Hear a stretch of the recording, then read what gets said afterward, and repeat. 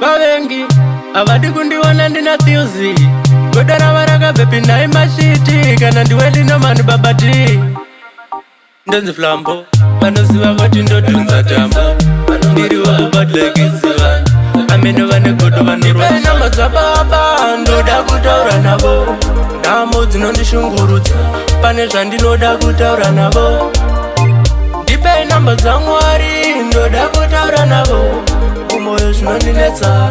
pane zvandinoda kutaura navo vanhu vandogara navo ndevenyama havana chakanaka vakangonza chete kuti ndaita mari vanoumbadaka vakangoziva tsoro dzandinoronga vanoviringidza manjini wacho nongotenda Mwari nerudo rwavanondipa aufe wamufadza munhu wenyama ndoda kutaura navo nhamo dzinondishungurudza pane zvandinoda kutaura navo ndipei namba dzaMwari ndoda kutaura navo umoyo zvinondinetsa pane zvandinoda kutaura navo chivanhu chedu chinoti hatishorane ipapo vanokanganisa moyo yavo ine godo ine ruchiva muupenyu havambofa vakabudirira ndisina mhosva wangondivavarira vabvunzeiwo chandakakanganisa kana iri mhosva ndigare ndavaripa nguva yareba vachindivavarira ngavataure zvandakakanganisa mazababa ndoda kutaura navo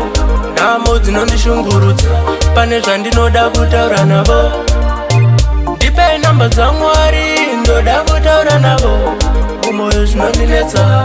pane zvandinoda kutaura navo vanhu vandogara navo ndevenyama havana chakanaka vakangonza chete kuti ndaita mari vanoumbadaka vakangoziva tsoro dzandinoronga vanoviringidza manjini wacho nongotenda Mwari nerudo rwavanondipa aufe wamufadza ndipei namba dzaBaba ndoda kutaura navo nhamo dzinondishungurudza pane zvandinoda kutaura navo ndipei namba dzaMwari ndoda kutaura navo umoyo zvinondinetsa pane zvandinoda kutaura navo. This is Use Exclusive.